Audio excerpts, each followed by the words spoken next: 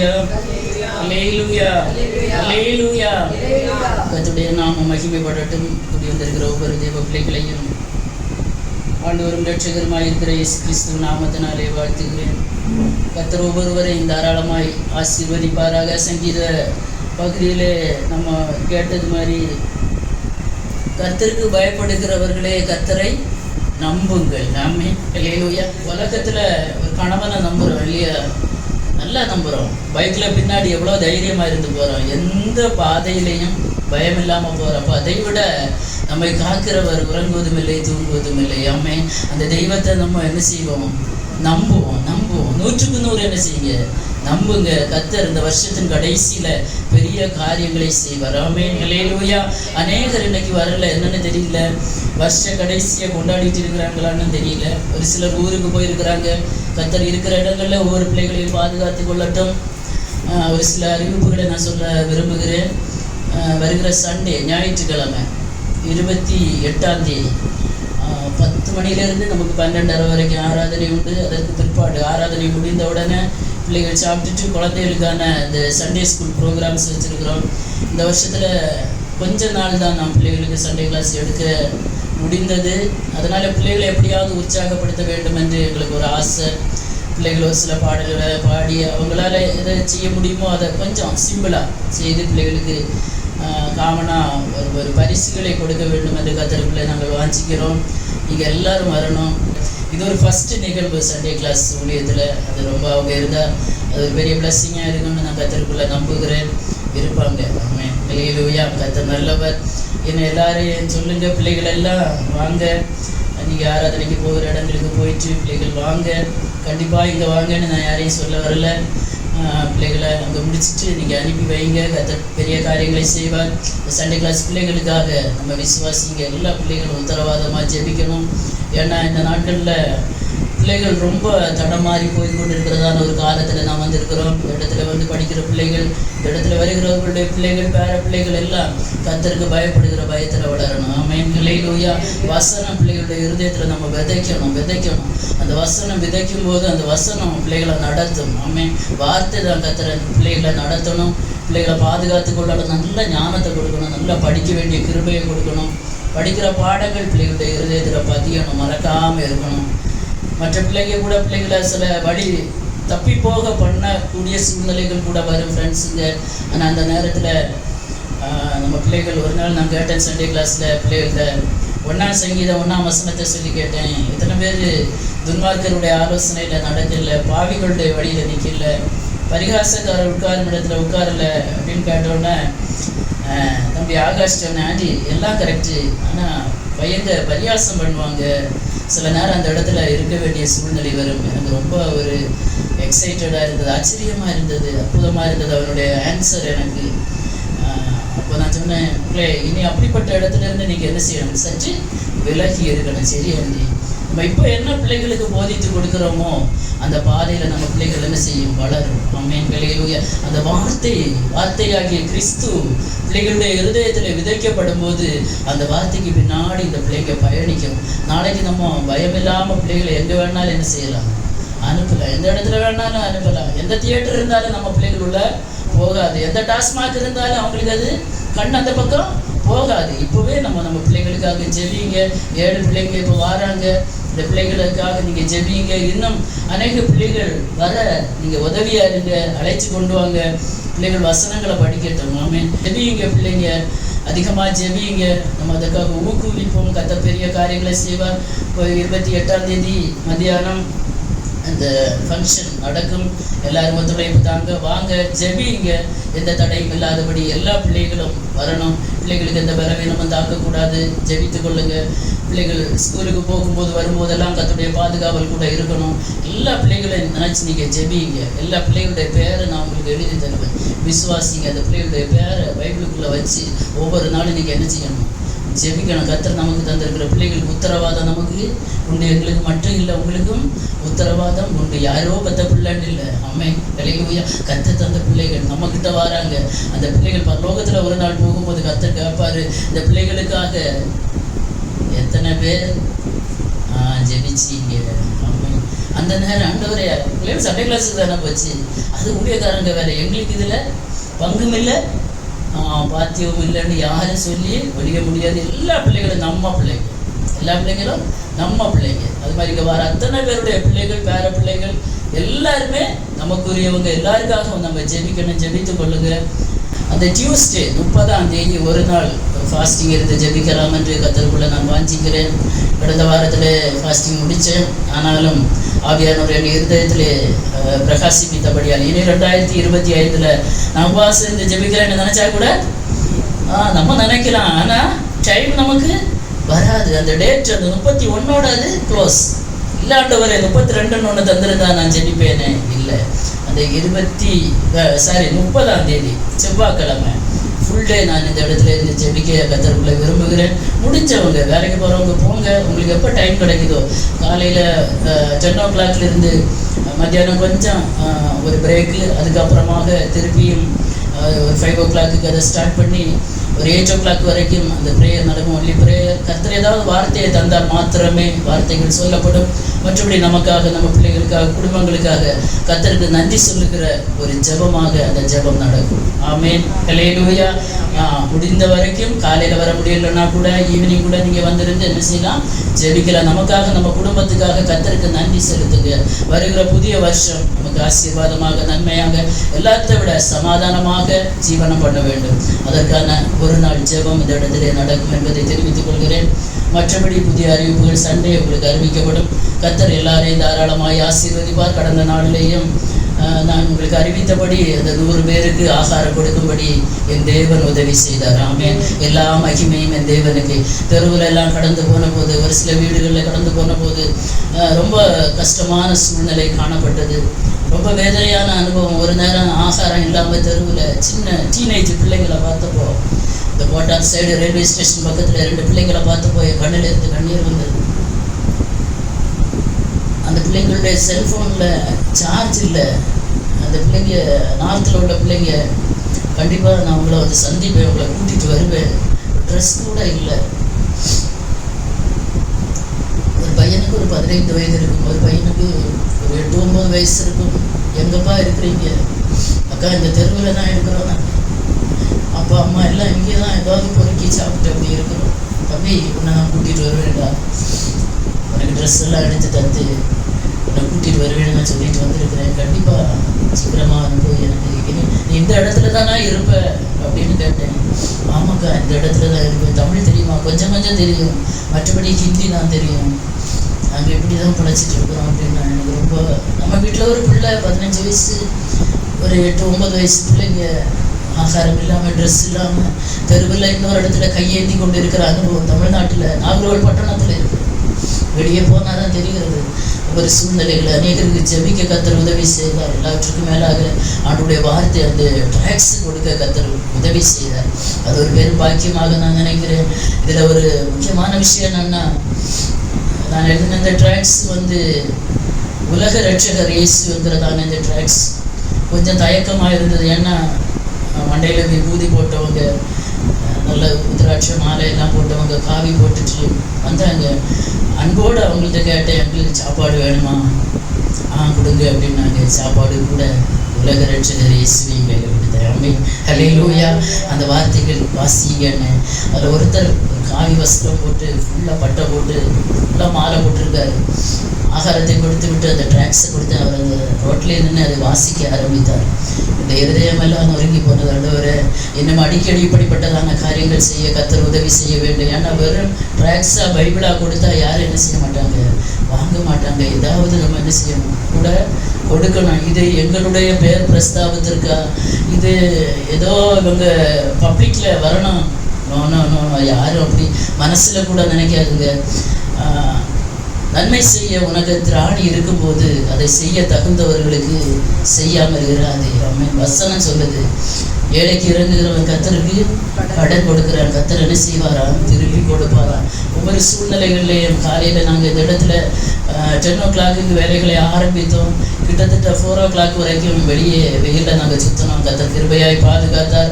எல்லாவற்றையும் நேர்த்தியாய் செய்து முடிக்க என் தேவன் கிருபை செய்தார். ஆமென். வருகிற வருஷத்துல எல்லாரும் கர்த்தருக்காக ஊழியம் செய்வீங்க, எழுப்பி பிரகாசிங்க. ஆண்டோடைய வருகை சீக்கிரம். எப்படியாகிலும் அப்போஸ்தலனாகிய பவுல் சொன்னது போல எப்படியாகிலும் அந்த உயிர்த்தெழுதலில் நம்ம என்ன செய்யணும்? பங்குள்ளவர்களாக மாறணும். கிறிஸ்தவர்களாக வாழ்ந்த பிரயோஜனம் இல்லை, ஆவிக்குரியவர்களாக பெந்தகோஸ்துக்கு வந்தவனும் பிரயோஜனம் இல்லை.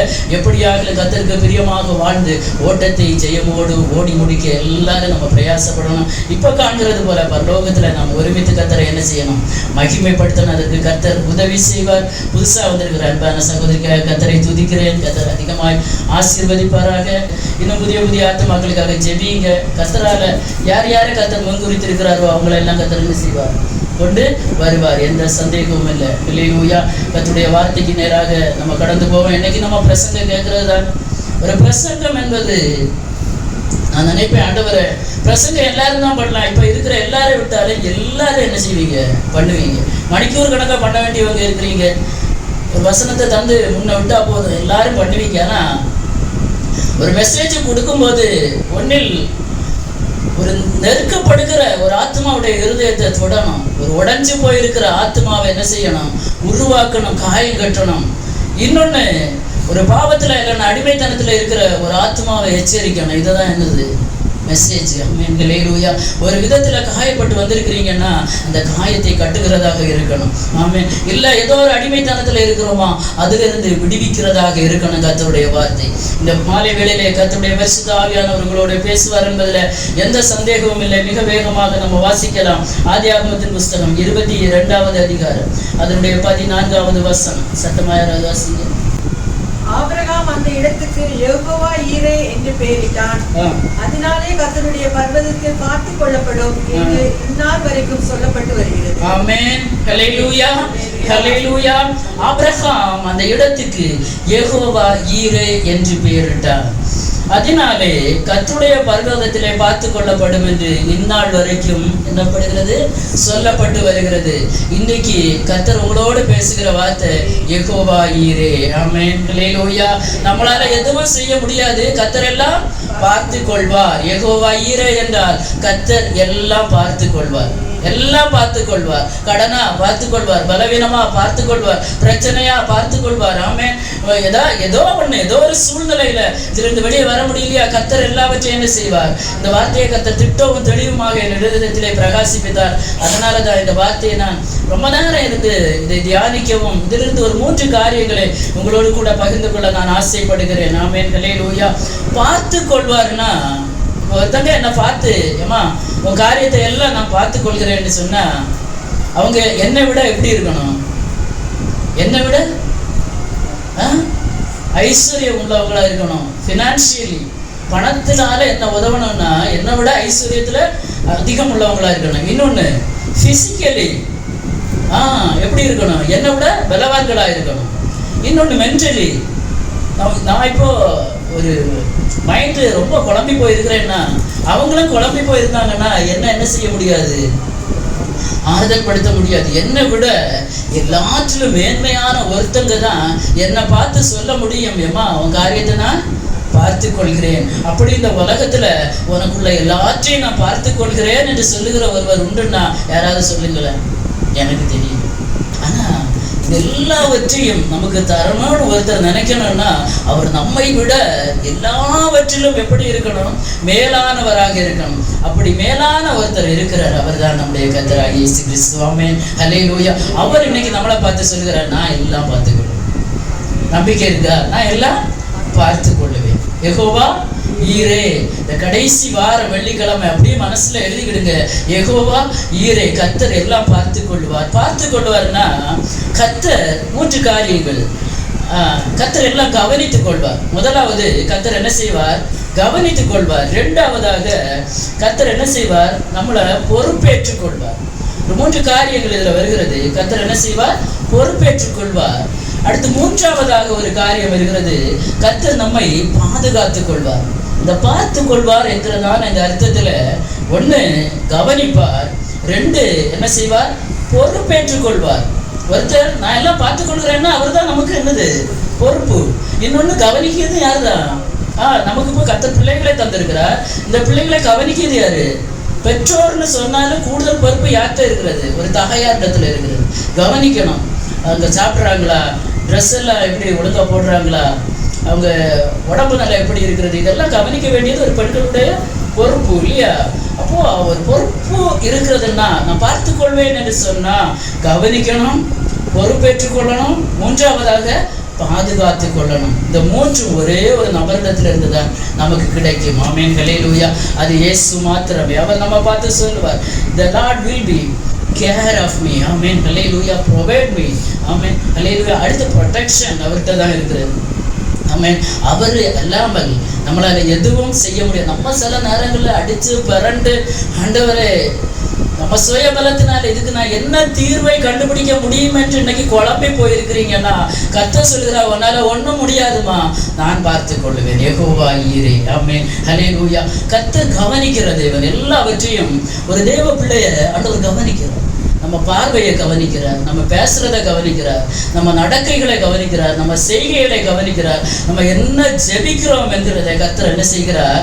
கவனிக்கிறார். பார்த்து கொள்வேன் என்று சொன்ன தெய்வம் நம்மை கவனிக்கிறார். அதற்கு எக்ஸாம்பிள ஒரு வசனத்தை வாசிங்க பார்க்கலாம். மல்கியா தீர்க்கதரிசன புஸ்தகம் 3வது அதிகாரம் அதனுடைய 16வது வசனத்தின் முதல் பகுதி மட்டும். அப்பொழுது கர்த்தருக்கு பயந்தவர்கள் ஒருவரோடு ஒருவர் பேசிக் கொள்வார்கள், கர்த்தர் கவனித்து கேட்பார். ஆமென், ஹல்லேலூயா. அப்பொழுது கர்த்தருக்கு பயந்தவர்கள் ஒருவரோடு ஒருவர் என்ன செய்வாங்களாம்? பேசிக் கொள்வார்களாம். கர்த்தர் என்ன செய்வாரா?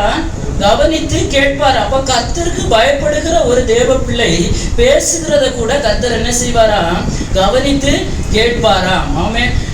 அப்போஸ்தலர் நடவடிக்கைகள் 4வது அதிகாரம் 29வது வசனத்துல, இப்பொழுதும் கர்த்தாவே அவர்கள் பயமுறுத்தல்களை தேவரீர் கவனித்து. ஏரோது ராஜா, இப்போ ஏரோது என்ன செய்கிறான்னா, சுவிசேஷத்தை அறிவிக்கிற தேவ பிள்ளைகளுக்கு விரோதமாக, பேதுருவுக்கும் யோவானுக்கும் விரோதமாக பயங்கரமா எழும்புறார். ஜனங்கள் ரட்சிக்கப்பட்டு கொண்டிருக்கிறாங்க, ஞானஸ்நானம் எடுத்துக் கொண்டிருக்கிறாங்க, சபையோடு சேர்க்கப்பட்டு கொண்டிருக்கிறாங்க. இவனால பார்க்க முடியல, அதெல்லாம் சகிக்க முடியல.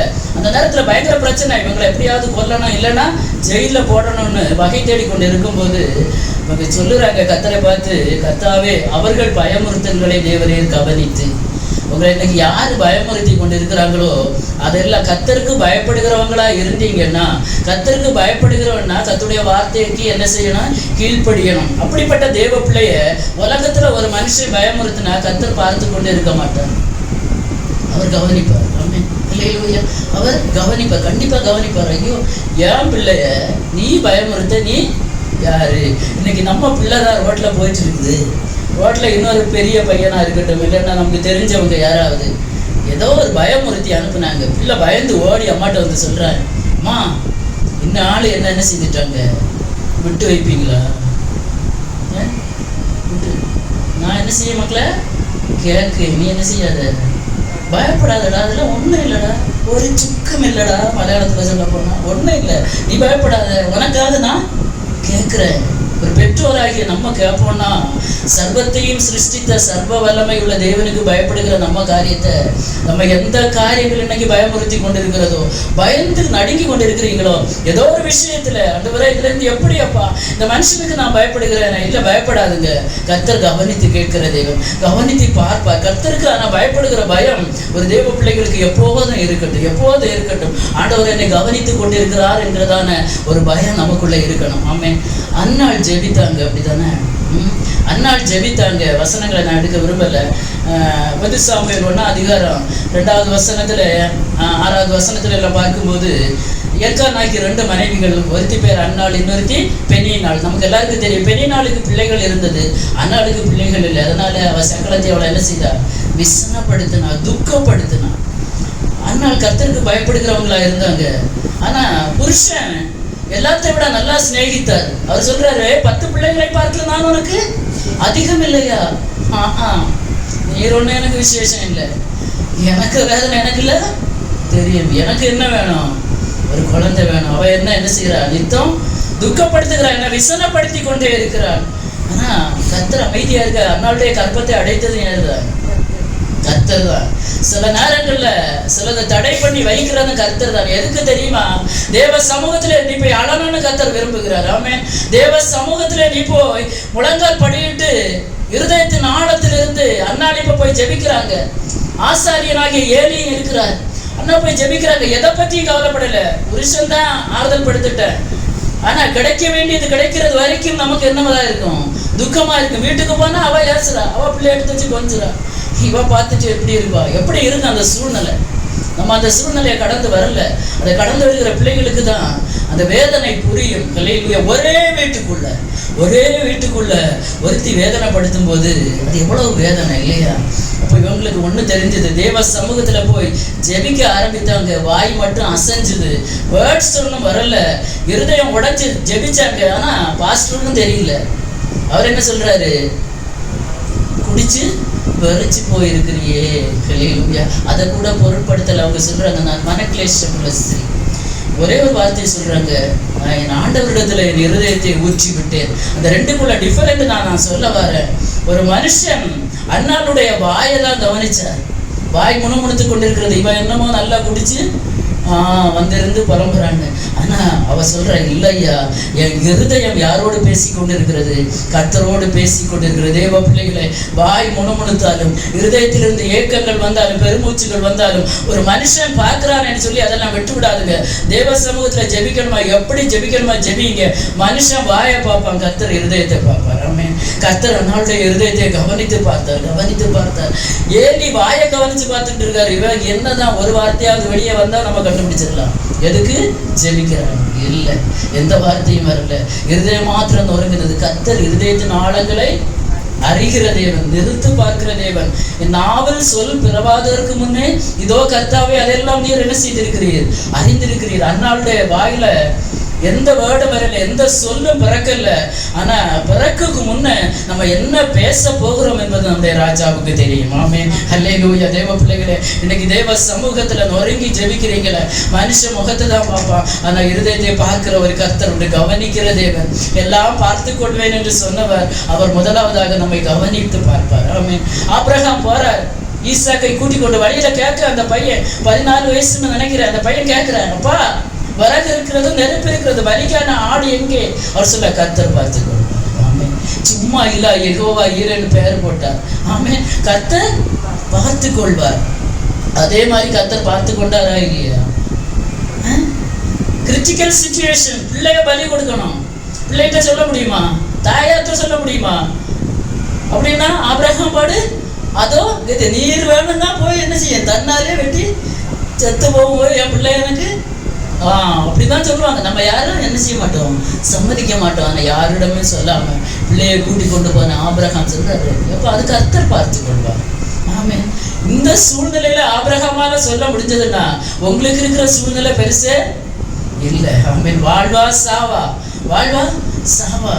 அதுவும் 100 வருஷம் காத்திருந்து கிடைச்ச பிள்ளை சாவ போகுது. ஆனாலும் அவருக்கு ஒரு தைரியம் இருந்தது, மகனை கர்த்தர் பார்த்து கொள்வார். அவர் சொன்ன வார்த்தையை கர்த்தர் கனப்படுத்தினார். பரலோகம் அந்த வார்த்தையை என்ன செய்தது? கவனித்து கொண்டிருந்தது. அப்போ பார்த்து கொள்வேன் என்று சொன்னால் கர்த்தர் என்ன செய்வார்? கவனிப்பார். அன்னால கவனிச்சார்.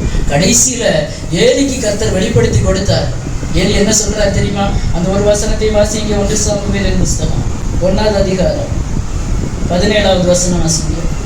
1 சாமுவேல் 1:17. அதற்கு ஏலி, சமாதானத்துடனே போ, நீ இஸ்ரவேலின் தேவனிடத்தில் கேட்ட உன் விண்ணப்பத்தின்படி அவர் உனக்கு கட்டளையிடுவாராக. இப்பதான் ஏலிக்கு தெளிவு வந்தது. ஹல்லேலூயா. நீ இஸ்ரவேலின் தேவனிடத்தில் கேட்ட விண்ணப்பத்தின்படி. அப்போ இந்த இடத்துல வந்து ஜெபிக்கிறீங்கன்னா ஒரு மனுஷனுக்கு முன்பாக இல்ல, எந்த சபைக்கு நீங்க போறீங்களோ, எந்த இடத்துக்கு போறீங்களோ, ஜெபிக்கிறது ஒரு மனுஷனை பிரீதிப்படுத்துவதற்காகவோ இல்ல அவங்க பார்க்கும்போது நான் ஜெபிக்கணும், நான் ஒரு பக்தி பரவசத்துல இருக்கணும். No no no no. நம்ம இந்த இடத்துல வந்தோம்னா தேவ சமூகத்துல கர்த்தர் இந்த இடத்துல இருக்கிறார் என்கிறதான ஒரு நல்ல ஒரு இருதயம் நமக்கு வேணும். ஆண்டவரே, என் இருதயத்துல என்ன இருக்கிறதோ எல்லாம் உங்க சமூகத்துல நான் சொல்லி ஜெபிக்க போறேன். மனுஷனுடைய பார்வை பல விதத்துல இருக்கலாம். ஆனா கடைசியில ஏலி சொல்கிறார், நீ தேவனிடத்தில் கேட்ட ஒரு விண்ணப்பத்தின்படி கர்த்தர் உனக்கு என்ன செய்வாராக? கட்டளையிடுவாராக. அதுக்கு அப்புறமா அவ சமாதானத்தோட போனா, அவ புசித்து குடித்தாள் என்று பார்க்கிறோம். அப்ப அவ எப்படி வந்திருக்கிறா? உபவாசத்தோட வந்திருக்கிறாங்க. ஆமென், ஹல்லேலூயா. ஆனா அதுக்கப்புறம் அவள் துக்கமுகமாய் இருக்கவில்லை. கர்த்தர் அவங்க ஜெபத்தை கேட்டு ஒரு சாமுவேல், ஒரு பெரிய தீர்க்கதரிசியை கர்த்தர் என்ன செய்தார்? கொடுத்தார். அப்ப கர்த்தர் பார்த்து கொள்வேன் என்று சொன்னார். பார்த்து கொள்ளுவாரா இல்லையா? சிச்சுவேஷன் கிரிட்டிக்கல் தான். இன்னைக்கு எந்த சான்ஸுமே இல்லை. பிள்ளை கிடைக்குமா கிடைக்காதா?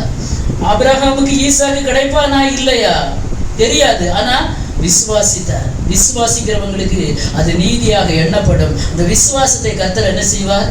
கனப்படுத்துவார். அப்ப முதலாவதாக கர்த்தர் என்ன செய்வார்? கவனிக்கிற தெய்வம். இரண்டாவதாக வாசிக்கலாம், கர்த்தர் நம்மை பொறுப்பேற்றுக் கொள்ளுகிற தேவன், பொறுப்பாக கவனிக்கிற தேவன். இரண்டாவதாக God will taking responsibility. ஆமென், அல்லேலூயா. ஒரு பொறுப்புணர்ச்சி, ஒரு ரெஸ்பான்சிபிலிட்டி. பிள்ளைங்க எல்லாம் எல்லா காரியத்திலையும் பொறுப்பாக இருக்கணும்னு நம்ம நினைப்போம். சீப் எங்கே எடுத்தியோ அங்கே கொண்டு வைடா, சோப் டப்பா எங்கே எடுத்தியோ அங்கே வை. ஆமென், அல்லேலூயா. டம்ளர் எங்கே எடுத்தியோ அதே இடத்துல கொண்டு வை. புக்கு பேக் எல்லாம் எங்கே வைக்கணுமோ அதே இடத்துல வைன்னு நம்ம என்ன செய்யறோம்? ஆசைப்படுறோம். ரெஸ்பான்சிபிலிட்டி அது ரொம்ப இம்பார்ட்டண்டான ஒரு வேர்டு. இப்போ கர்த்தர் நமக்கு எப்படி இருப்பாரா? பொறுப்பாக இருப்பாரா? ஆமென், பொறுப்பா இருந்து கவனிப்பார். ஆமென், பொறுப்பா இருந்து கவனிப்பார்னா எல்லா விஷயத்திலையும், ஒரு விஷயத்தில இல்ல, எல்லா விஷயத்திலும் கர்த்தர் நம்மை பொறுப்பாக கவனிப்பார். யோசுவாவின் புஸ்தகம் 1வது அதிகாரம் அதனுடைய 5, 6 மற்றும் 9வது வசனங்களை யாராவது சத்தமா வாசிங்க. யோசுவா 1, 5, 6, 9 வசனம். நீ உயிரோடு இருக்கும் நாளெல்லாம் ஒருவனும் உனக்கு முன்பாக எதிர்த்து நிற்பதில்லை. நான் மோசேயோடு இருந்தது போல உன்னோடும் இருப்பேன். நான் உன்னை விட்டு விலகுவதும் இல்லை, உன்னை கைவிடுவதும் இல்லை. பலம் கொண்டு திடமனதாயிரு. இந்த ஜனத்தின் பிதாக்களுக்கு நான் கொடுப்பேன் என்று ஆணையிட்ட தேசத்தை நீ இவர்களுக்கு பங்கிடுவாய். நான் உனக்கு கட்டளையிடவில்லையா? பலம் கொண்டு திடமனதாயிரு, திகையாதே, கலங்காதே. நீ போகும் இடமெல்லாம் உன் தேவனாகிய கர்த்தர் உன்னோடு இருக்கிறார் என்றார். ஆமென், ஹல்லேலூயா. இப்ப மோசே மரித்தாயிற்று, ஆரோன் மரித்து போயாச்சு, மீரியாம் எல்லாருமே போயாச்சு. இந்த யோசுவா ஆசரிப்பு கூடாரத்திலே மோசேயோடு கூட வேலைகளை செய்து கொண்டிருந்த ஒரு வாலிபன். ஆசரிப்பு கூடாரத்தை விட்டு பிரியாமல் இருந்தார் என்று நாம் வேதத்திலே பார்க்கிறோம். ஆமென், ஹல்லேலூயா. இப்ப எல்லாரும் போயாச்சு, எல்லாரும் மரித்து போனாங்க. தன்னந்தனியாக தனித்து நிற்கிற நேரத்திலே கர்த்தர் உங்களை பொறுப்பாக கவனிப்பார். ஆமென், ஹல்லேலூயா. எல்லாரும் இருக்கிறாங்கன்னா கர்த்தர் கொஞ்சம் தூரமா தான் இருப்பார். நமக்கு எல்லாருமே இருக்கிறாங்க, பார்த்துக்கொள்ள, நமக்கு உதவி செய்ய. இல்லை, நமக்கு எல்லாமே எந்த குறைவுமே இல்லை, எதுலையுமே எந்த குறைவும் இல்லை, எல்லாம் சம்பூர்ணமா இருக்கிறதுனா யாராவது அதிகமா ஜெபிப்பீங்களா? தேவ சமூகத்துல இல்லை. கொஞ்சம் ஜெபிப்போம், ஒரு கடமைக்காக ஒரு ஜெபம். ஆனா ஏதாவது ஒரு தேவை இருக்கிறது, இல்லை ஒரு கஷ்டம் இருக்கிறது, ஒரு நெருக்கம், ஒரு பலவீனம் இருக்கிறதுன்னா என்ன செய்வோம்?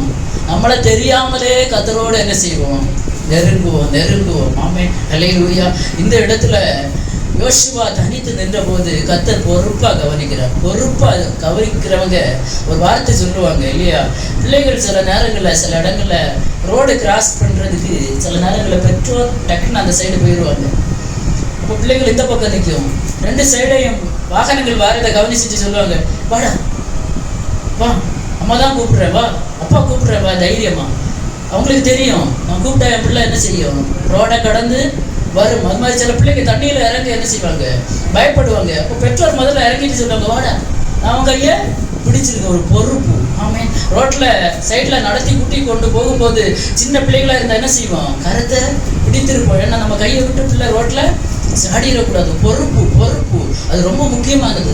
ஸ்கூல்ல பிள்ளைகளை அனுப்புறோம்னா டீச்சர்ஸ்க்கு ஒரு பொறுப்பு இருக்கு. நான் ஸ்கூல்ல வேலை பார்க்கும்போது சின்ன பிள்ளைங்க ரொம்ப சேட்டை பண்ணும். ரொம்ப சேட்டைன்னா ரொம்ப சேட்டை. சும்மாயே வந்து இப்படி கேட்டு நிற்பானுங்க. சும்மா அந்த இன்டர்வல் பீரியட் இல்லை, அதுக்கு முன்னையே அவங்களுக்கு அது எதுக்கு தெரியுமா? அப்படி போட்டா அவங்களுக்கு கொஞ்சம் என்ன செய்யணும்? ரிலாக்ஸாக வெளியே போய் விளையாடிட்டு வரணும். கம்பெடுத்து ஒன்று கொடுத்தா டக்குன்னு உட்கார்ந்துருப்பாங்க. இப்போ டீச்சர்ஸ்க்கு ஒரு பொறுப்பு இருக்கு. பிள்ளைகளை படித்து கொடுக்கறது மாத்திரம் இல்லை, ஒழுக்கத்தில் நடத்தணும். இன்னும் அது மட்டும் இல்லை, பாதுகாப்பாக இருக்கணும்.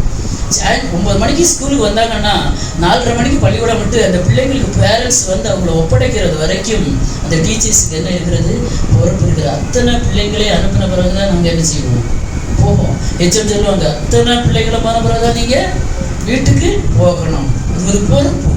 அந்த பொறுப்பு நமக்கு இருக்கிறது. நம்ம அதுக்கு முன்னே போனோம்னா இந்த பிள்ளைகள் தனியா நிற்கும் இல்லையா, தனித்து விடப்பட்ட நிலைமையில இருக்கும். ஆனா இன்னைக்கு தனித்து விடப்பட்ட நிலைமையில இருக்கிறீங்கன்னா கர்த்தர் உங்களுக்கு பொறுப்பா இருப்பார். தனித்து விடப்பட்டவங்களை பார்த்துதான் கர்த்தர் சொல்லுவார், பயப்படாத. அன்னைக்கு யோசுவாட்ட சொன்னார், நான் உன்னை விட்டு விலகுவதும் இல்லை, உன்னை கைவிடுவதும் இல்லை. மோசே கூட இருந்த ஆண்டவர் சொல்லியிருப்பாரா? சொல்ல மாட்டார். உனக்கு பக்கத்துல ஒரு ஆள் இருக்கு, இது யாருமே இல்லை, நான் பலம் கொண்டு திடமானதாயிரு அப்படின்னா என்ன? பலம் கொண்டு திடமானதாயிருந்து. ஏதோ ஒரு கஷ்டமான நெருக்கமான சூழ்நிலையில் ஆண்டவர் நம்மளை பார்த்து சொல்லுகிற, பலம் கொண்டு ரொம்ப எப்படி கான்ஃபிடென்ட் ஆயிரு, இந்த விஷயத்துல திட்ட மனசாயிரு, நான் இல்ல கூட இருக்கேன், நான் இல்ல சொல்றேன். சிலவங்க சொல்லுவாங்க, ஃப்ரெண்ட்ஸுங்க சொல்லுவாங்க, நான் இருக்கேன், உனக்கு தைரியமா சரி, தைரியமா இருக்குடி. அதிகமா ஃப்ரெண்ட்ஸுங்க தான் இந்த வார்த்தை என்ன செய்வாங்க, யூஸ் பண்ணுவாங்க இல்லையா? நான் இருக்கேன். பெற்றோர் சின்ன பிள்ளைங்களுக்கு பெற்றோர் சொல்லுவாங்க, நான் இருக்கேன், நீ செய், தைரியமா செய். ஒரு தொழில் தொடங்கணுமா, தைரியமா செய்ப்பா, நீ நான் உனக்கு பின்னாடி இந்த காசு தாரேன். இப்போ பிள்ளைகள் செய்வாங்க இல்லையா? அதே மாதிரி நமக்கு கர்த்தர் நம்மை பொறுப்பா கவனிக்கிற தேவன். யோசுவாவோடு கர்த்தர் கூட இருந்தார் இல்லையா? கர்த்தர் தைரியம் கொடுத்தார். பல மோசைக்கு அப்புறமாக யோர்தான் வருகிறது, பிரவாகித்து வருகிறது. இஸ்ரவேல் ஜனங்களுடைய மனநிலைமை நமக்கு தெரியும் எப்படி. ஒரு ஆண்டவருடைய அற்புதத்தை பார்ப்பாங்க, அடுத்த நிமிஷம் திரும்பி நின்று வேற தெய்வங்களை என்ன செய்துட்டு இருப்பாங்க, வணங்கிட்டு இருப்பாங்க, முறுமுறுப்பாங்க. இந்த லட்ச ஜனங்களை வழிநடத்துறதுன்னா சர்வசாதாரணமான விஷயம் இல்லை. இப்போ தன்னந்தனியா யோசுவா நிக்கிற, ஆண்டவரே நான் என்ன செய்வேன்ப்பா, நான் இல்ல சொன்னேன், மோசே கூட இருந்தது போல நான் உன் கூட இருப்பேன். இன்னைக்கு சிலரோட கர்த்தர் சொல்லுகிறார், ஆமென், ஹல்லேலூயா, ஹல்லேலூயா. மோசே கூட மாத்திரம் இருக்கிறவர் அல்ல கர்த்தர், யோசுவாவோடு இருப்பார். ஆமென். யோசுவாவோடு மாத்திரம் இருக்கிறவர் அல்ல கர்த்தர், கர்த்தருக்கு பயப்படுகிற அத்தனை தேவ பிள்ளைகளோடும் கூட இருக்கிறவர் நம்முடைய தேவன். அதனால பலம் கொண்டு திட்டமானதாயிருங்க. யோர்தான் பிரவாகித்து வருகிறது. கர்த்தர் சொல்லுகிறார், ஆசரிப்பு கூடாரத்துல அந்த உடன்படிக்கை பெட்டியை சுமக்கிற ஆசாரியுடைய கால் எங்க படணும், தண்ணியில ஓரத்துல படணும். பட்ட உடனே தண்ணி என்ன செய்யும், குடியலா நிற்கும். ஆமென். இன்னைக்கு கர்த்தருடைய உடன்படிக்கையை சுமக்கிற தேவ பிள்ளைகள் இந்த இடத்துல வந்து ஜெபி ஆராதிக்கிற ஒவ்வொருவருக்காகவும் நாங்க நிற்கிறோம் தரப்பில்லை. ஆமென். எங்களால வேற எதுவுமே செய்ய முடியாது. தேவ சமூகத்துல நான் தைரியமா சொல்லுவேன், என்னுடைய தூக்கம் எல்லாம் கொஞ்சம் நேரம் தான். சில நேரங்களில் சில விஷயத்துக்காக ரொம்ப இருதயம் உடையும், அநேக கடன் பிரச்சனைகள் இருக்கிறாங்க, அதிலிருந்து வெளியே வரணும். அந்த ஒரு இறக்கம் செய்யுங்கப்பா. இந்த தேவ சமூகத்தில் காலங்களில் அதிகமாக உட்கார முடியாது, எழுப்பி நின்று 2 கையை பரத்துக்கு நேராக உயர்த்தி, அப்பா இந்த இடத்துல வருகிற பிள்ளைகளுக்கு நீங்கள் ஒரு இறக்கம் செய்யணும். ஒரு கிரியையை கத்த செய்தே ஆக வேண்டும் என்று தரப்பில் நிற்கிறவங்க வேணும். ஆசரிப்பு கூடாரத்தில் ஆசாரிய ஊழியம் செய்த ஆசாரியர்களுடைய கால் தண்ணியில் பட்டுது இல்லையா? பட்ட உடனே யோர்தான் என்ன செய்யுது, குவியலாதுன்னு உண்மை. ஜனங்கள் என்ன செய்தாங்க, வெட்டாந்தரையில ஒரு வேளை ஆசாரியர்கள் காலை எடுத்திருந்தா என்ன ஆயிருக்கும் நினைச்சு பார்த்துருக்கீங்களா? அது ஈஸியா நம்ம சொல்றோம், காலை வச்சுட்டு நின்னாங்க. மனுஷங்க தானே, இந்த மனுஷங்களை நடத்தி நான் என்ன கண்டேன், காலை ஒரு ஸ்டெப்பு பின்னாடி எடுத்தா என்ன ஆயிருக்கும்? அப்போ எவ்வளவு பொறுப்போட ஊழியம் செய்திருக்காங்க. ஊழியங்கிறது சாதாரண விஷயம் இல்லை. ஏதோ ஒரு கவர்மெண்ட் ஜாப் மாதிரி அந்தந்த நேரம் வந்தோமா, பிரசங்கம் பண்ணோமா, பாட்டு படித்தோமா இல்லை, ஜனத்துக்காக திறப்பில் இருக்கணும். ஆமென், ஹல்லேலூயா. ஜெபிங்க, எங்களுக்காக ஆரம்பம் தான். ஆமென். தேவ பிள்ளைகளுக்காக அதிகமாக ஜெபிக்க நான் வாஞ்சிக்கிறேன். ஹல்லேலூயா. நின்னாங்க, எல்லாரும் கடந்து போன பிறகு என்ன செய்யறாங்க, அவங்களும் போயிட்டு திருப்பி என்ன செய்யறாங்க, காலை வச்சாங்க, தண்ணி மூடிட்டு. ஹல்லேலூயா.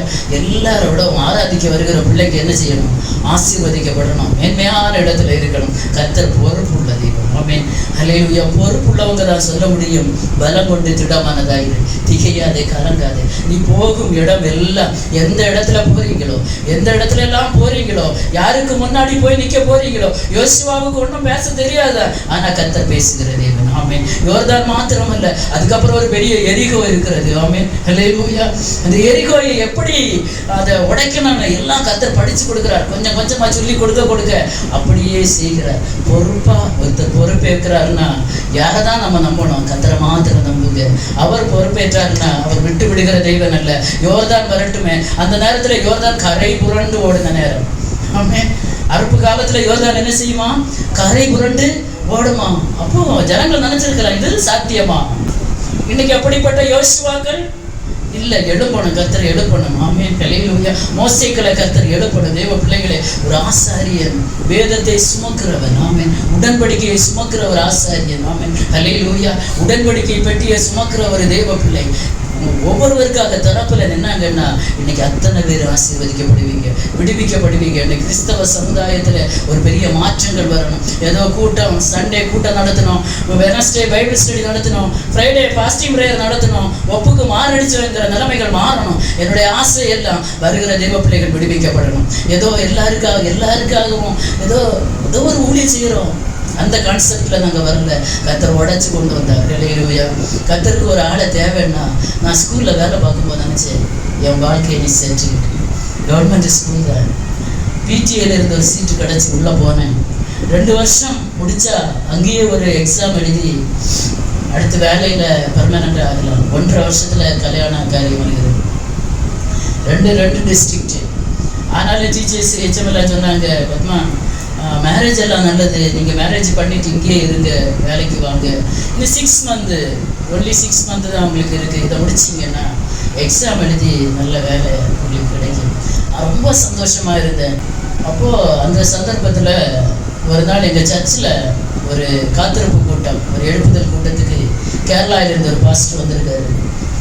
என்னதான் வேலை இருந்தாலும் கொட்டுது அடிக்கிறது, பாட்டு படிக்கிறது, பாய் போடுறது, சர்ச்சில் வலை அடிக்கிறது, எப்படி பிள்ளைகளை எல்லாம் கூட்டிகிட்டு போய் சர்ச்சுக்கு பாய் கழுவுகிறது, என் கல்யாணம் வரைக்கும் சர்ச்சு கழுவுறது, இதெல்லாம் எனக்கு ரொம்ப ஆசை. எல்லா வேலையும் செய்வேன்.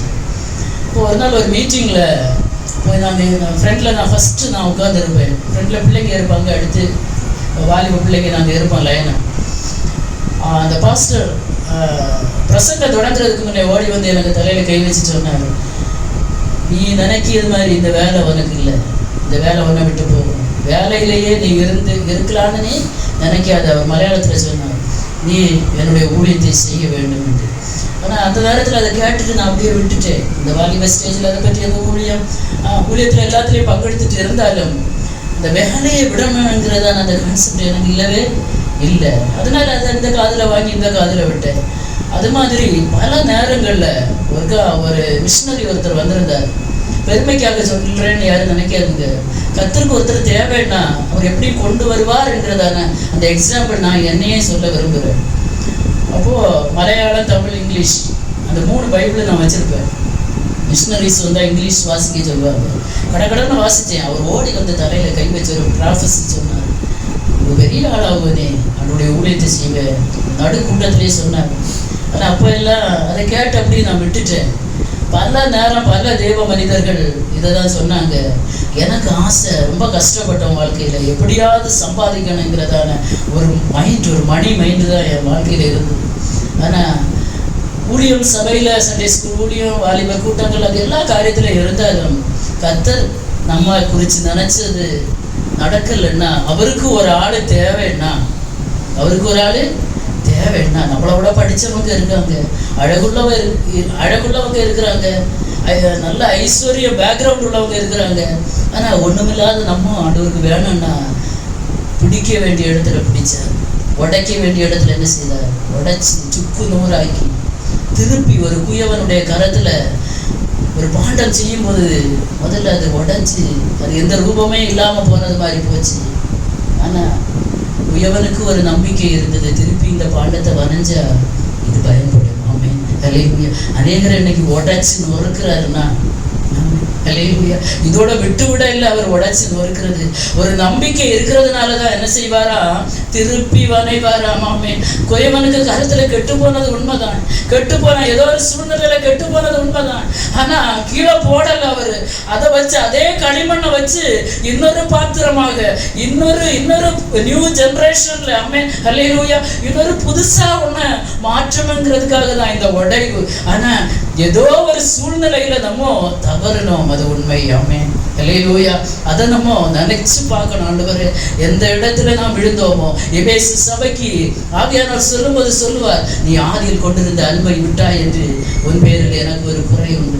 அந்த எந்த இடத்துல நீ விழுந்தாயோ அதை நினைச்சு நீ மனம் திரும்பி ஆதியில் செய்த கிரியைகளை செய்வாயாக செய்வாயாக. யாரும் நல்லவங்க இல்லை, யாரும் நல்லவங்க இல்லை. கர்த்தருக்கு முன்பாக யாரும் நல்லவங்க இல்லை. எல்லா இடத்துலயும் குறைகள் குற்றங்கள் உண்டு. ஆனா எந்த ஒரு இடத்துல ஃபால்ட்டு. பிள்ளை படிக்கிறான், ஏதோ ஒரு பாடத்துல ஃபெயில் ஆகியிருக்கிறான். அப்போ நம்ம என்ன செய்வோம்? மேக்ஸுக்கு இப்போ ஃபெயில் ஆகியிருக்கிறான் இல்லையா? ஏதோ இப்போ என் பையனை அதை எடுப்போம், மேக்ஸுக்கு ஃபெயில் ஆகியிருக்கிறான், ஏதோ ஒன்று போச்சு. அப்போ நான் டே சயின்ஸ் படிடா அப்படியே சொல்லுவேன். மேக்ஸ் ஃபெயிலுன்னா மேக்ஸ் படிக்கணும். இப்போ எந்த இடத்துல விழுந்த விழுந்ததான் கவனம் கவனம் கவனம். ஏதோ ஒன்றுல தவறு இருக்கிறோம் இல்லையா? ஏதோ ஒன்றுல தவறணும். அது ஆண்டவரே சரண்டர் ஆகும் தேவ சமூகத்தில். ஆண்டவரே கீழே போட்டுறாதுங்கப்பா, என்னை திருப்பி வணங்க ஆண்டவரே. ஒரு சான்ஸ் எனக்கு தாங்க ஆண்டவரே, ஒரே ஒரு சான்ஸ் நீங்க தந்தீங்கன்னா உமக்காக நான் பாடுவேன். கர்த்தர் பொறுப்பேற்கிறார். சிலருடைய வாழ்க்கையில கர்த்தர் பொறுப்பேற்க விரும்புகிறார். நீங்க உங்களை அர்ப்பணிச்சீங்கன்னா, ஆமே யோசுவா தேவ சமூகத்துல கர்த்தர் சொன்ன வார்த்தைக்கு எல்லாம் அப்படியே கீழ்ப்படிந்தார். இதோ அடியே நம்புவேன், சொல்லாமலே சொல்லலாம். நீ பலம் கொண்டு திட்டமானதாயிரு. ஏன்னா பலம் கொண்டு திட்டமானதாயிருன்னா அவனுக்கு பலம் இல்ல. அந்த விஷயத்துல திட்டமானது இல்ல. ஒருத்தர் திட்டமானதாயிருன்னு சொன்னா திட்டமானது இல்ல. அழாதன்னு சொல்லணும்னா நீ அழுது கொண்டு இருக்கிறான்னு அர்த்தம். கலங்காதன்னு சொல்லணும்னா நீ கலங்கி கொண்டு இருக்கிறேன்னு அர்த்தம். கர்த்தர் சொல்லுகிறார், இனி நீ அழுது கொண்டிருக்கிறாய். அழுகிறவங்களை பார்த்துதான் சொல்லுகிறார். நம்ம பாடுகிறோம், உங்கள் துக்கம் சந்தோஷமாய் மாறும். துக்கமா இருந்தாதான் துக்கத்தை தான் ஆண்டவர் எப்படி மாத்துவாரா? சந்தோஷமாய் மாத்துவாரா? இல்லாமல் இருந்தாதான் கர்த்தர் என்ன செய்வாரா? தருவாரா? இங்க இவனுக்கு பலன் இல்லை. இப்போ இந்த ஜனங்களை நடத்த கர்த்தர் பார்க்கிற, கவனித்து பார்க்கிற தேவன், பொறுப்பேற்கிற தேவன், கவனிக்கிறவர் மாத்திரம் அல்ல, பொறுப்பாக இருக்கிற தேவன். அதை சொல்ற பலம் கொண்டு திடமனதாய் நான் மோசையோடு இருந்தது போல உன்னோடு இருப்பேன். தெய்வ பிள்ளைகளே, மோசையோடு இருந்தது போல, யோசுவாவோடு இருந்தது போல உங்களோடு கர்த்தர் இருப்பார். எந்த இடத்துல ஒருவேளை யோர்தான் பிரவாகித்து வரும், யோர்தான் கரையில போய் நின்று பயப்படாதுங்க. உடன்படிக்கை உங்க கையில இருக்கிறதா? கர்த்தருடைய வார்த்தை உங்க கையில இருக்கிறதா? தைரியமா கால வைங்க, அது தானே இரண்டாக பிரிந்து விடும். நடுவுல வெட்டாந்தரையில கடந்து போக கர்த்தர் உதவி செய்வார். ஆமே. பிரச்சனை பெருசா இருக்கிறான் சிஸ்டர், பெரிதான பிரச்சனை தான். எப்படி இதை கடப்பேன்? இது என்ன இந்த யோர்தான் என்னை முக்கி போடுமே? இல்ல இல்ல இல்ல. கர்த்தருடைய வார்த்தையை நம்பி இறங்கினீங்கன்னா இந்த வார்த்தை ஒருபோது உங்களை கைவிடாது, உங்களை அக்கறைப்படுத்தும். ஆமென். கர்த்தர் மோசையோடு இருந்தது போல உங்களோடு இருப்பார். திருப்பி திருப்பி கர்த்தர் சொல்லுகிறார், யோசுவாவோடு இருந்த தெய்வம் உங்களோடு இருப்பார். கர்த்தர் பொறுப்போடு இருந்து நடத்துகிற தேவன். கடைசியாக ஒரு வசனத்தை வாசிப்போம். கர்த்தர் பாதுகாத்துக் கொள்கிற தேவன். ஆமென். ஹல்லேலூயா. God will protect you. அவர் நமக்கு ஒரு ப்ரொடெக்ஷன் தருகிற தேவன். இந்த உலகத்துல யாருமே பாதுகாவலா இருக்க முடியாது. இன்னைக்கு பாத்தீங்கன்னா நியூஸ்ல எங்க பார்த்தாரு பிள்ளைங்களுக்கு பாதுகாவல் இல்லை. கொஞ்ச நாட்களுக்கு முன்னெல்லாம் பொம்பளை பிள்ளைகளை வெளியே அனுப்பவே வச்சு, அந்த நேரத்துல எல்லாம் நம்ம எல்லாரும் பாரத்தோட ஜெபிச்சோம். அந்த பழைய வீட்டுல ஆண்டிக்கு தெரியும், இந்த விஷயத்துக்காக ரொம்ப கண்ணீர் விட்டு அழுது நாங்க ஜெபிச்சோம். இது மாதிரி எத்தனையோ பிள்ளைங்க ஜெபிச்சிருப்பாங்க. இப்போ அந்த பிரச்சனை கொஞ்சம் ஓஞ்சிருக்குன்னு நினைக்கிறேன், அதிகமா இல்லை. அப்படிதான் நியூஸ்ல எல்லாம். கர்த்தர் எல்லாவற்றையும் கவனித்து கேட்கிற தேவன், பொறுப்பேற்கிற தேவன். நம்ம ஒரு காரியத்தை ஆண்டவர்கிட்ட விண்ணப்பமாக வச்சோம்னா கவனித்து கேட்கிறவர் மாத்திரமல்ல, அதை பொறுப்பாக என்ன செய்வார்? நடத்துவார், பாதுகாப்பார். கடைசியில ஆண்டவருக்கு பொறுப்பு வந்துட்டுன்னா அந்த பாதுகாவல் யாருக்கு மேல வந்துடும்? கர்த்தருக்கு மேல வந்துடும். அதான் சொல்றாரு, கர்த்தர் மேல, என் மேல உன் பாரத்தை வை, நான் உன்னை ஆதரிப்பேன். நம்ம தான் சில நேரங்கள்ல அதெல்லாம் மறந்துட்டு பல ஆண்டவருக்கு பிரியமில்லாத விண்ணப்பங்களை வைக்கிற. ஆண்டவரை போதும், ஆண்டவர் எதுக்கு உலகத்துல வாழ்ந்து இல்லையா? அப்படிப்பட்டதான விண்ணப்பங்கள் வேண்டாம். அது கர்த்தருக்கு அருவருப்பானது. ஆமென். உங்களை குறிச்சு ஒரு திட்டம் இருக்குன்னா அவர் நினைச்சிருந்தா என்னைக்கும் நம்மளை என்ன செய்திருக்கலாம்? எந்த வியூல வேணாலும் நம்மளோட நல்லவங்க, பரிசுத்தவங்க, இன்னும் உலகத்துல இருக்க வேண்டியவங்க எத்தனை பேர் மரிச்சு போயிருக்கிறாங்க. ஏதோ ஒரு காரியத்துக்காக தான் கர்த்தர் நம்மளை என்ன செய்திருக்காரு? உலகத்துல வைத்திருக்கிறார். அதனால ஆண்டவருக்கு பிரியமில்லாத விண்ணப்பங்கள், வேண்டுதல்கள் எல்லாம் நம்ம பண்ணண்டா. ஒரு சின்ன எக்ஸாம்பிள் எனக்கு ஞாபகத்துக்கு வருகிறது. ஒரு பாட்டி என்ன செய்வாங்களாம், விறகு பொறுக்கி வாழ்க்கை ஜீவனை நடத்தி கொண்டு இருப்பாங்களாம். இப்போ காட்டில் விறகு பொறுக்க போகும்போது இடுப்பில் கையை கொடுத்துட்டு ரொம்ப கஷ்டப்பட்டு ஏறி போவாங்களாம். திருப்பி வரும்போது விறக தலையில் வச்சுட்டு வந்துட்டு சொல்லுவாரா, மலையாளத்தில் சொல்லுவாரா, ஐயோ இந்த தெய்வமே இந்த ஜீவனை எடுக்கணுமே, எனக்கு நீ இந்த உலகத்தில் வாழ்ந்து வேண்டாண்டவரே, நான் இவ்வளோ கஷ்டப்படுறேனே, இந்த வயசான காலத்தில் இவ்வளோ நெருக்கப்படுகிறேனே, அதனால என் ஜீவனை எடுக்கணுமே என்று என்னைக்கும் பிரார்த்திக்குமா, ஜபிக்குமா. அப்போ டெய்லி இதுதான் ஜெபிக்குதான்னு பார்த்து சின்ன பசங்க கொஞ்சம் பேர் சேர்ந்து என்ன செய்தானுங்களா, ஒரு மரத்துக்கு மேலே ஏறி உட்காந்துருந்தானுங்களா. இருந்துச்சு அன்னைக்கும் பதிவு போல பாட்டி போயிட்டு திருப்பி வாரதர தலையில விறகு கட்டு வச்சுட்டு தெய்வமே இந்த ஜீவனை எடுக்கணுமேன்னு பிரார்த்திச்சான், ஜெபம் பண்ணாங்களாம். உடனே இந்த பையனுங்க மேலே இருந்துட்டு ஒரு சுட்டிக்கார பையன் மேலே இருந்து சொன்னாங்க, അമ്മച്ചി ഇന്ന് അമ്മച്ചിയുടെ ജീവനെ ഞാൻ എടുക്കും. ഇന്നേക്ക് ഉടനെ അമ്മച്ചി വിറക് കെട്ടി കീഴെ പൊട്ടിച്ചെന്നാല് അയ്യോ കാല ഞാൻ ഒപ്പനയ്ക്കാണ് പറഞ്ഞത്, ഒപ്പനയ്ക്കുன்னா நான் சும்மா சொன்னேன், நீ என்ன இதுதான். இன்னைக்கு சில நேரங்கள்ல நம்ம வாழணும்னு ஆசை உண்டு, சில நேரங்களில் கத்தர் கேட்க, அப்போ பிள்ளைகளுக்கு எவ்வளோ ஞானம் இருக்குதுன்னு பாருங்களேன். அந்த தெய்வம் சொன்னது மாதிரி இன்னைக்கு அப்போ அம்மாச்சிக்கு வரைக்கும் ஒன்றும் இல்லை, விருப்பம் இல்லை. எல்லாருக்குமே வயசான காலத்துல கூட ஒருத்தங்க எவ்வளவுதான் வயசானாலும் கடைசி நேரத்துல உயிரை காப்பாற்றுக்காக ஹாஸ்பிட்டலுக்கு என்ன செய்வாங்க, கொண்டு போவாங்க. இது மனுஷ இயற்கை. கர்த்தருடைய பாதுகாவல் என்று சொல்கிறது அது சாதாரண விஷயம் அல்ல. ஆமென், ஹல்லேலூயா. இந்த இடத்துல யாத்திராகமத்தின் புஸ்தகம் 2வது அதிகாரம் 1வது வசனம், மோசேயை கர்த்தர் எப்படி பாதுகாத்தார் என்பதை நான் சொல்ல விரும்புகிறேன். ஆமென், ஹல்லேலூயா. பாதுகாத்துக் கொள்ளுகிற தேவன் மோசேயை கர்த்தர் எப்படி பாதுகாத்தார். 1, 2 அந்த வசனங்களை வாசிங்க பார்க்கலாம். லேவி குடும்பத்தாரில் ஒருவன் லேவி குமார்த்திகளில் ஒருத்தி விவாகம் பண்ணினான். அந்த ஸ்ரீ கர்ப்பவதியாகி ஒரு ஆண் பிள்ளையை பெற்று அது அழகுள்ளது என்று கண்டு அதை 3 மாதம் ஒளித்து வைத்தார். அவள் அதை அப்புறம் ஒளித்து வைக்க கூடாமல் ஒரு நாணல் பெட்டியை எடுத்து அதற்கு பிசினும் கீழும் பூசி அதிலே பிள்ளையை வளர்த்தி நதியோரமாய் நாணலுக்குள்ளே வைத்தாள். இங்க கர்த்தர் பாதுகாக்கிறவர். எக்ஸாம்பிள், இப்போ மோசே எடுத்துக்கொண்டீங்கன்னா அந்த நேரத்துல 2 வயசான ஆண் பிள்ளைகள் எல்லாம் கொலை செய்ய வேண்டும் என்று இப்போ என்ன வந்தது, சட்டம் வந்தாச்சு. இப்போ ஒன்றும் செய்ய முடியாது. 3 மாசம் அளவும் வீட்டில் என்ன செய்தாங்க, ஒளிச்சு வச்சு பாதுகாத்தாங்க பிள்ளை. அதுக்கப்புறம் ஒரு குழந்தை என்ன செய்யும், சத்தம் போடும், சின்னதுலேயே சத்தம் போடும். ஆனால் எவ்வளவு கண்டிஷனாக வளர்த்துருக்காங்க. அது ரொம்ப ஒரு 3 மாதம் வரை அந்த பிள்ளைக்கு சத்தம் வெளியே கேட்காம ஒரு தாய் வளர்த்தணும்னா அதை அழ விட்டுருக்க மாட்டாங்க, சிரிக்க விட்டுருக்க மாட்டாங்க, இல்லையா, கொஞ்சம் இருக்க மாட்டாங்க. ரொம்ப பத்திரமா எங்கேயோ ஒளிச்சு வச்சு 3 மாதத்துக்கு பிறகு இனி சாத்தியம் இல்லைன்னு வந்தது. அப்போதான் என்ன செய்தாங்க, ஒரு நாணற்பட்டி எடுத்து அதற்குள்ள பிள்ளையை வச்சு உள்ள புறம்பு கீழே பூசி நதி கீழே கொண்டு வைக்கிறாங்க. நான் சுருக்கமாக சொல்கிறேன், பாதுகாப்பு, கர்த்தருடைய பாதுகாப்பு. இப்போ இந்த மோசேயுடைய அப்பாவும் அம்மாவும் லேவி கோத்திரத்தார். அப்பா அம்மா யாருன்னு தெரியுமா உங்களுக்கு? மோசேயுடைய அப்பா அம்மா பேர் வாசிங்க பாப்பா. யாத்திராகமத்தின் புஸ்தகம் 6வது அதிகாரம் 20வது வசனத்தை வாசிங்க. யாத்திராகமம் 6:20. அம்ராம் தன் அத்தையாகிய யோகபேத்தை விவாகம் பண்ணினான். அவள் அவனுக்கு ஆரோனையும் மோசேயையும் பெற்றாள். அப்போ அப்பா அம்மா யாரு? மோசேயுடைய அப்பா அம்ராம், அம்மா யோகபேத். அம்ராம் பிளஸ் யோகபேத், இவங்க 2 பேருக்கு பிள்ளையா பிறந்தவர் தான் மோசே. இன்னொன்று மோசேயுடைய அண்ணன் ஆரோன். அப்பவே பெற்றோர் பேர் வச்சாச்சு. என்னதுன்னு என்ன பேரு என்னதுன்னு இருக்குங்க? மோசே ஆரோன் பேர் தானே வச்சிருக்காங்க, பேர் வைக்கலையா? வச்சிருக்காங்க. பிள்ளை பிறந்த உடனே பேர் வச்சிருக்கிறாங்க. ஆனா செகண்ட் டைம் இன்னொரு அம்மா என்ன செய்யறாங்க, பேர் வைக்கிறாங்க. அந்த 2 பேர் எப்படி வருது, ஈக்குவலா வருது. நினைச்சு பார்த்துருக்கீங்களா? இன்னைக்குதான் நான் அதை யோசிச்சேன். இன்னைக்குதான் யோசிச்சேன். ஆண்டவரே, பெற்றோர் ஒரு பேரை வச்சுதான் பிள்ளை என்ன செய்திருக்காங்க, வளர்த்தி இருக்காங்க.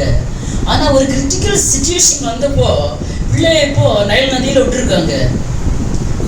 பார்வோனுடைய குமார்த்தி வர்றா, அவ வேலைக்காரிங்க எல்லாம் வந்து பிள்ளைய எடுக்கிறாங்க. பார்த்து அழகுள்ள பிள்ளைன்னு கண்டோன்னே அவளுக்கு அதை கொள்ள மனசு இல்லை, எப்படியாவது பிள்ளைய வளர்க்கணும்னு வர்றா. அப்போ பிள்ளைய எடுத்து அவ ஒரு பேர் வைக்கிறா. இவனை ஜலத்து நின்று எடுத்தேன் என்று சொல்லி அவனுக்கு மோசே என்று பெயரிட்டாள். இப்போ முதல்ல போட்ட பேர் என்னது, மோசே. செகண்ட் டைம் போட்ட பேர் என்னது, மோசே. கர்த்தர் எவ்வளவு நல்லவர் நினைச்சு பாருங்க. இன்னொரு பேர் அவ மாத்தி இருந்தாள். ஆண்டவர் வந்து எல்லாம் அதான் பாதுகாக்கிறவர்னா, அந்த அப்பா அம்மா கஷ்டப்பட்டு பெற்றவங்க என்ன பேர் வச்சாங்களோ அதே பேரை கொட்டாரத்தில் இருக்கிறவளும் பேராக வைக்க கர்த்தர் உதவி செய்தார். கர்த்தருடைய பாதுகாவல் இப்படிதான் தேவ பிள்ளைகளுக்கு. இனிமே இதை முடியாது, இனி இந்த விஷயத்தை ஒழிச்சு வைக்க முடியாது, இந்த விஷயத்துல இனி நிக்க முடியாது. பப்ளிக் ஆயிடுச்சு. பப்ளிக்ல கொண்டு விட்டாலும் நீ சாக வேண்டியவன் அல்ல. ஹல்லேலூயா. மோசே நீ சாக வேண்டியவன் அல்ல. தேவ பிள்ளைகளை நீங்க மரிச்சு போக வேண்டியவங்க அல்ல. ஹல்லேலூயா. உலகத்தோடு முடிஞ்சு போக வேண்டியவங்க அல்ல. உங்களுக்காக ஒருவரை கர்த்தர் அனுப்புகிற தேவன். ஆமென். ஹல்லேலூயா. கர்த்தர் என்ன திட்டம் வைத்திருக்கிறாரோ அந்த திட்டத்தின்படி தான் அங்கேயும் பெயர் வைக்கப்படுகிறது. ரொம்ப ஆச்சரியமா இருந்தது நினைச்சு பார்த்தப்போ. அம்ரானும் இந்த அவங்க அம்மா பேர் என்ன, யோகபேத், இந்த 2 பேரும் நமக்கு இந்த பேர் கொஞ்சம் ரொம்ப பப்ளிக்ல வரல. இன்னும் மோசையோட அப்பா அம்மா பேர் ரொம்ப பப்ளிக்ல வரல. ஓ, இந்த தாயார் அந்த அக்கா பார்த்து எவ்வளவு ஞானமுள்ள ஒரு பிள்ளை. அந்த பிள்ளை அவ்வளவு குட்டி பிள்ளையா தான் இருந்திருப்பா. இந்த பிள்ளைக்கு பால் கொடுக்க நான் ஒரு அம்மாவை கூட்டிட்டு வரவா? இன்னைக்கு நம்ம பிள்ளைகள் கேட்குமா? எவ்வளவு பாதுகாப்பா இருந்துட்டு இருக்கா இல்லையா? அந்த இடத்துல அதான் கர்த்தர் பார்த்து கொள்வார்னு சொன்னா கர்த்தர் கவனிப்பார். மோசையை கர்த்தர் கவனிச்சுட்டே இருந்தார். கர்த்தர் பொறுப்பேற்றார். நீ நைல் நதியில தான் போட்டாலும் இல்லை, இந்திய பெருங்கடல்ல தான் உன்னை தூக்கி போட்டாலும் ஆமென், கர்த்தர் பொறுப்பேற்றார். அவர் பாதுகாப்பார். ஆமென். ஹல்லேலூயா. மோசே அழிந்து போகல. காலங்கள் கடந்தது. கொட்டாரத்துல ஏன் ஆண்டவர் கொண்டு போனார்? எல்லா சாஸ்திரங்களையும் எல்லா கலைகளையும் படிக்கணும்னா இந்த அப்பா அம்மாயால படித்து கொடுக்க முடியாது. அதற்குள்ள நெருக்கடி இல்லை. நீ கொட்டாரத்துல போப்பா. அதற்காக இந்த ஒரு மேட்ரு. கர்த்தர் சில காரியங்களை செலவுகளை கொண்டு வர்றதுக்கு அவருடைய பிளான், அவருடைய திட்டம், ஒரு பவுண்டரி கர்த்தர் வைத்திருக்கிறார். அதுக்கு உள்ள நீங்க நின்னீங்கன்னா, கர்த்தருடைய பவுண்டரிக்குள்ள இந்த வேதத்துக்கு உள்ள நின்னீங்கன்னா நீங்க பயப்பட தேவையில்லை. யெகோவா ஈரே. ஆமென். அவர் பார்த்து கொள்வார். ஆமென். ஆபிரகாமுக்கு ஈசாக்க பலி கொடுக்க போன போது கர்த்தர் பார்த்து கொண்டாரா இல்லையா? பார்த்து கொண்டார். யோசுவாவோடு கர்த்தர் இருந்தாரா? பொறுப்பேற்றுக் கொண்டார். கர்த்தர் இஸ்ரவேல் ஜனங்களை வழி நடத்தார். ஆமென். ஒரு பெரிய பொறுப்பு. இப்போ மோசே கொஞ்சம் வருஷ காலங்கள் எகிப்துல இருந்து எல்லாம் படிச்சாரு. எல்லா வித்தைகள், சாஸ்திரங்கள், எல்லா லாங்குவேஜ் எல்லாம் படிச்சாரு. அப்போதான் கர்த்தர் என்ன செய்தார்? அதுக்கு பிறகுதான் முற்றிலி தரிசனத்தை கொடுத்து கொண்டு வரார். 40 வயசுல எல்லாம் படிச்சு வெளியே வந்தார். 80 வயசுல கர்த்தர் ஊழியத்துக்கு அழைக்கிறார். ஹல்லேலூயா. கர்த்தருக்கு பயப்படுகிறவர்களே கர்த்தரை நம்புங்க, நம்புங்க, நம்புங்க. அவர் பார்த்து கொள்வார். ஆமென். மோசையை பார்த்து கொண்டார். அழிஞ்சு போயிருக்கணும். ஒரு நாளைக்கு பிறகு அந்த குழந்தை பால் இல்லாம தண்ணி இல்லாம அந்த நாணல் பெட்டிக்குள்ள இருந்துட்டுன்னா அந்த பிள்ளைக்கு நிலைமை என்ன? சின்ன ஓட்டை இருந்தாலே தண்ணி கீழெல்லாம் பூசினாங்க. உண்மைதான். ஆமென்.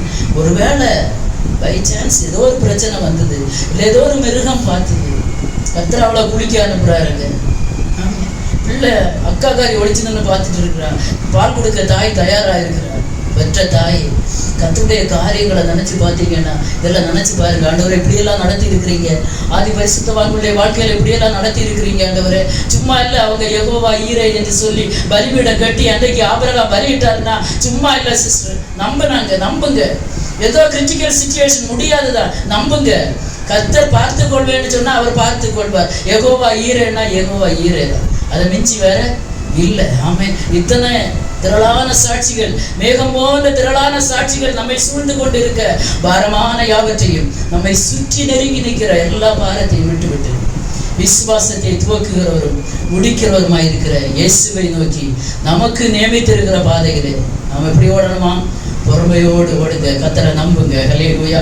அவர் நடத்துகிற தேவன். ஆமென். அவர் ஆச்சரியமான தேவன். மோசேயை கர்த்தர் கொண்டு வந்து இஸ்ரவேல் ஜனங்களை எகிப்துல பார்வோனின் அடிமைத்தனத்தில் இருந்து விடுவித்து கானானுக்கு நேராக நடத்தினார். ஆமென். ஹல்லேலூயா. கைவிட்டாரா?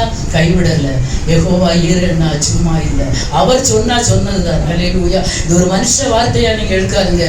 கர்த்தருடைய வார்த்தையை எடுத்துக்கொள்ளுங்க. கர்த்தர் இந்த மாலை வேளையில சொல்கிறார், எல்லாரும் கண்களை மூடுவோம். கண்களை மூடி தேவ சமூகத்துல ஆண்டவரே நிறைவோடு யார் கூட கர்த்தர் பேசினாரோ இருதயம் உடைஞ்சு தேவ சமூகத்துல ஒரு 2 நிமிடங்கள் ஜெபிப்போமா? ஹல்லேலூயா. யாருக்கு முகத்தையும் பார்க்காதுங்க. ஒரு மனுஷனுடைய முகத்தை பார்க்காதுங்க. நாங்க மனுஷங்க, எதற்குமே அப்பிரயோஜனமற்றவங்க. ஆண்டவருடைய வார்த்தையை மாத்திரம் நான் சொல்லியிருக்கிறேன். கர்த்தர் தந்த வார்த்தை இன்னைக்கு யாரோடு கர்த்தர் பேசினார்னது எனக்கு தெரியாது, ஆனா உங்களுக்கு தெரியும். கர்த்தர் பார்த்து கொள்ளுகிற தேவன், கர்த்தர் கவனிக்கிற தேவன். ஆமென். அண்ணாளுடைய இருதயத்தை கர்த்தர் கவனித்தார். ஆமென். ஹல்லேலூயா. உடைஞ்சு போயிருக்கிறவங்க இருதயத்தை கர்த்தர் பார்க்கலேன்னு நினைக்காதீங்க சிஸ்டர். கர்த்தர் பார்த்து கொண்டு இருக்கிறார். கர்த்தர் பார்க்கலேன்னு நினைக்காதீங்க பிரதர். சோசியல் மீடியாவில் கேட்கிற தேவ பிள்ளைகளை எங்கேயோ ஒரு மூலையில ஏதோ ஒரு ராஜ்யத்துல இருந்து நீங்க கேட்கலாம். கர்த்தர் பார்க்கலன்னு நினைக்காதுங்க. கர்த்தர் கவனிக்கிற தேவன்.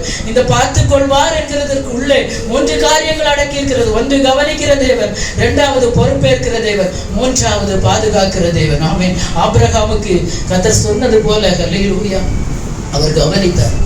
அவனுக்காக ஒரு ஆடு முள்ளிலே சிக்கி இருந்தது. ஹல்லேலூயா ஹல்லேலூயா. சும்மா இல்ல அந்த இடத்துல அவர் பலியிட்டு விட்டு யெகோவா ஈரே. ஆபிரகாம் இன்றைக்கு விசுவாசத்தை தகப்பனாய் அறியப்பட்டிருக்கிறார் என்றால் மிக கடினமான சூழ்நிலையில கர்த்தரை நம்பினாங்க சிஸ்டர். ஹல்லேலூயா. நம்புங்க. கடினமான சூழ்நிலையில தான் கர்த்தரை நம்பணும். அவரை விட்டுறாதுங்க. இன்னும் உறுதியா பற்றி கொள்ளுங்க. ஆமென். ஹல்லேலூயா. அவர் பொறுப்பேற்கிற தேவன். மோசேயோடு இருந்தது போல யோசுவாவிட்ட கர்த்தர் சொல்லுகிறார், திக்கு திசை தெரியாம தனித்து நிற்கிற பலன் இல்லை, மனசுல திடம் இல்லை. ஹல்லேலூயா. கர்த்தர் சொல்லுகிறார், நான் உன்னை விட்டு விலகவும் மாட்டேன், உன்னை கைவிடவும் மாட்டேன். ஆமென். ஹல்லேலூயா. பலம் கொண்டு திடமானதாயிரு. பலன் இல்லையா? பலன் கொள்ளுங்க. கர்த்தர் என் கூட இருக்கிறார் என்கிறதான பலன் இருக்கட்டும். மனுஷ பலன் யாருக்கும் வேண்டாம். கர்த்தர் என் கூட இருக்கிறார் என்கிற பலத்தினோட நில்லுங்க. ஹல்லேலூயா. கர்த்தர் சொல்லுங்க, திட்டமானதாயிரு. அங்கேயும் சஞ்சலப்படாதுங்க. கர்த்தரை நம்புங்க. பாகால் தெய்வமானார் பாகாலை நம்புங்கன்னு எலியா தீர்க்கதரிசி கர்மேலிலே சொன்னார். பாத்தீங்களா? ஹல்லேலூயா. 450 பாகால் தீர்க்கதரிசிகளை ஒரு மனுஷன் தீர்த்து கட்டினாரு. எப்படி? தேவ பலத்தால் மாத்திரமே. கர்த்தர் பலப்படுத்துவார். திட்டமானதா இருங்க. ஆமென். கர்த்தருக்கு காத்திருக்கிற தேவ பிள்ளைகளை வெட்கப்பட்டு போக மாட்டீங்க. அவர் பொறுப்பாக நடத்துகிற தேவன். 3வதாக பாதுகாக்கிற தேவன். மோசே அழிந்து போக பிறந்தவன் அல்ல. ராஜா நினைக்கலாம் உன்னை கொண்டு போடுவேன்னு. இந்த உலகத்துல பலர் சவால் விடலாம். இனி உன் வேலை அவ்வளவுதான், உன் விஷயம் அவ்வளவுதான், நீ இனி ஊர் பக்கமே வரமாட்ட, உன் காரியம் எல்லாம் முடிஞ்சு போச்சு. ஹல்லேலூயா. இல்ல. ஹல்லேலூயா. அந்த இடத்திலேயும் ஒரு மேலான ஒரு கொட்டாரத்திலே வளர செய்தவர் கர்த்தர். ஆமென். ஒரு பெரிய இஸ்ரவேலுக்கு ரட்சிப்பை உண்டு பண்ணும்படியாக கர்த்தர் பயிற்றுவித்தார், பழக்குவிக்கிறார். இந்த நாட்கள் ஒரு பழக்குவிக்கிற நாட்களாக எடுத்துக்கொள்ளுங்க. ஹல்லேலூயா. ஹல்லேலூயா. ஒரு எக்ஸ்பீரியன்ஸுக்காக. ஆமென். ஹல்லேலூயா. ஹல்லேலூயா. தேவ சமூகத்தில் ஒப்பு கொடுங்க. ஆண்டவரே நம்புறேன் அப்பா, நான் நம்புறேன் ஆண்டவரே, உண்மை நம்புகிறேன் கர்த்தாவே. அப்ப நீர் பார்த்துக் கொள்வீர், என் காரியத்தை நீங்க பார்த்துக் கொள்வீங்க. 2 கரங்களை பரத்துக்கு நேராக உயர்த்தி எந்தெந்த காரியங்களை நம்மளால பார்த்துக் கொள்ள முடியலையோ தேவ சமூகத்துல சொல்றோம். கர்த்தாவே நீங்க பார்த்துக் கொள்ளுங்க. யெகோவா ஈரே. யெகோவா எல்லா பிள்ளைகளும் எந்த பாடம் உங்களுக்கு படிக்க முடியலையோ அது ஆண்டவருடைய சமூகத்துல சொல்லுங்கப்பா. ஏசப்பா என்னால இந்த பாடம் படிக்க கஷ்டமா இருக்கிறது. கரங்களை பரத்துக்கு நேராக உயர்த்தி சொல்லுங்க. ஏசப்பா இந்த பாடம் படிக்க எனக்கு பலனை தாங்கப்பா, நான் நல்ல மார்க் ஸ்கோர் பண்ணணும். ஹல்லேலூயா. எல்லாரும் தேவ சமூகத்துல அப்பா யெகோவா ஈரையாக இருங்க. இந்த வருஷ கடைசியில, இந்த கடைசி வெள்ளிக்கிழமை, கடைசி ஆராதனையில அப்பா இந்த பிள்ளைகளுக்கு நீர் யெகோவா ஈரையாக இருப்பீராக. அபிஷேகம் பெற்ற தேவ பிள்ளைகள் ஆவியில நிரம்பி கர்த்தர் பார்த்துக் கொள்வார்.